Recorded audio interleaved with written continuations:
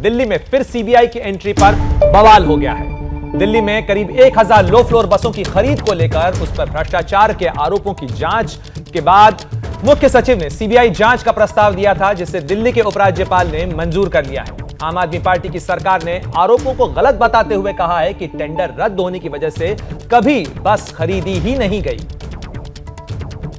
तो आपको बता दें कि एक बार फिर दिल्ली में एलजी का कार्यालय और मुख्यमंत्री कार्यालय और सरकार आमने सामने नजर आ रहे हैं। मामला अब की बार दिल्ली में लो फ्लोर बस की खरीद का है, जिसको लेकर बीजेपी की तरफ से सवाल उठाए गए थे। करीब 1000 लो फ्लोर बसें खरीदने की कवायद का यह मामला था, जिस पर भ्रष्टाचार के आरोप लगे थे।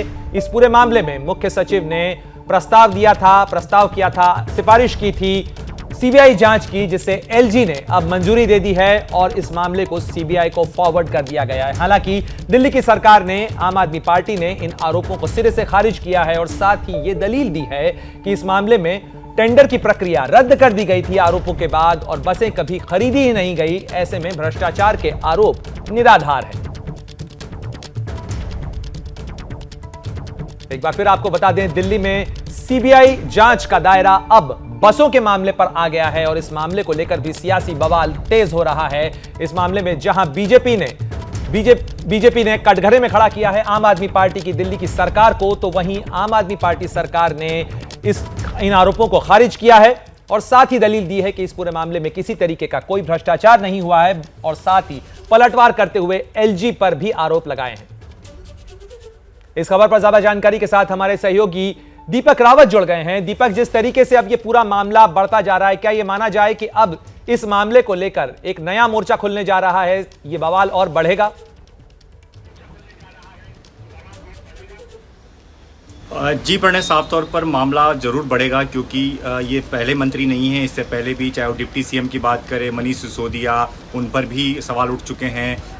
सत्येंद्र जैन जो कि स्वास्थ्य मंत्री हैं दिल्ली सरकार के, वो खुद अभी तक जेल में हैं। तो लगातार ये तीसरे मंत्री हैं जिन पर लगातार इस तरीके से जांच की बात की जा रही है। लेकिन मुद्दा ये है कि दोनों तरफ से जो चीज़ें कही जा रही हैं उसमें काफ़ी विरोधाभास है। एलजी ने जिस फाइल पर साइन किए और सीबीआई को दिया है, उसमें ये कहा गया है कि जब आपने टेंडर जारी करना था तो आपने जिस बोर्ड का चेयरमैन जिसको बनाया वो खुद एक मंत्री हैं और आपने मंत्री को बोर्ड का चेयरमैन बना दिया और आप टेंडर निकाल रहे हैं, भ्रष्टाचार कर रहे हैं, बसों की खरीद ऐसे दिखा रहे हैं जो कि उससे कई ज़्यादा है, जिसमें काफ़ी गड़बड़ी है और इसकी जांच होनी चाहिए। लेकिन दूसरी तरफ दिल्ली सरकार साफ तौर पर कह रही है कि एलजी को ये जानकारी नहीं है कि जब टेंडर ही रद्द हो गया था तो क्यों आप इसकी जाँच करवा रहे हैं। जाँच तो इसकी तब होनी चाहिए जब टेंडर पास हुआ हो और उस पर बड़ी बसें जो है वो खरीदी गई हों। तो न बस आई हैं, न खरीदी गई हैं, न टेंडर पास हुआ है, तो क्यों इस तरीके की जांच आप करवा रहे हैं। तो कई सारी चीज़ें जो हैं वो अब कही गई हैं, दोनों ही तरफ से कहा जा रहा है। अभी थोड़ी देर बाद आम आदमी पार्टी प्रेस कॉन्फ्रेंस भी करने वाली है इस पूरे मसले पर।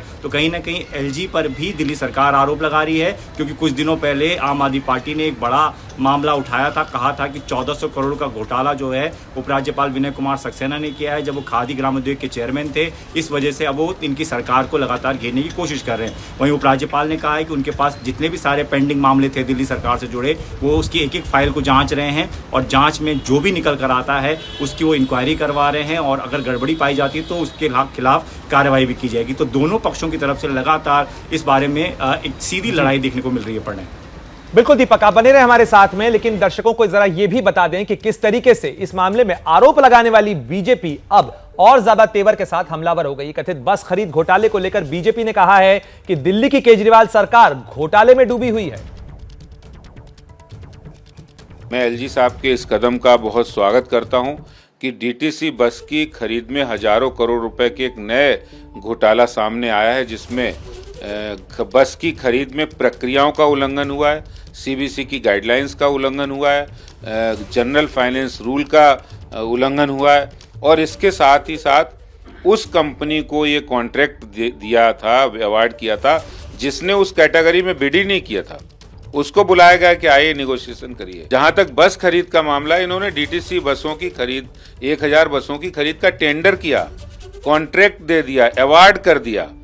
तो आपने जब अवार्ड कर दिया और टेंडर किया था तो इसीलिए किया, और भ्रष्टाचार जब सामने आ गया तो आपने कॉन्ट्रैक्ट और टेंडर वापस कर दिया है। तो ये नहीं होता, जब आपकी नीयत खराब है वो सामने आ गई है।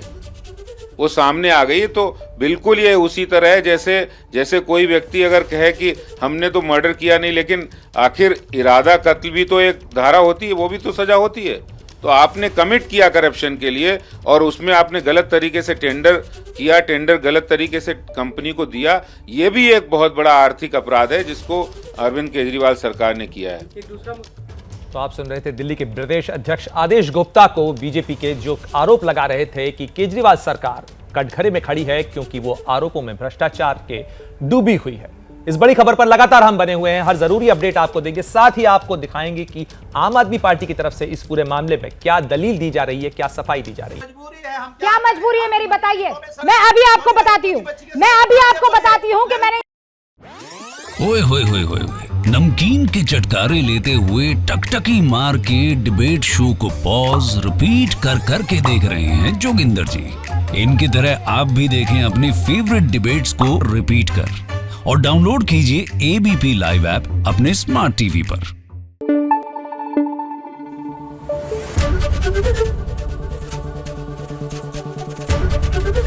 एबीपी न्यूज आपको रखे आगे।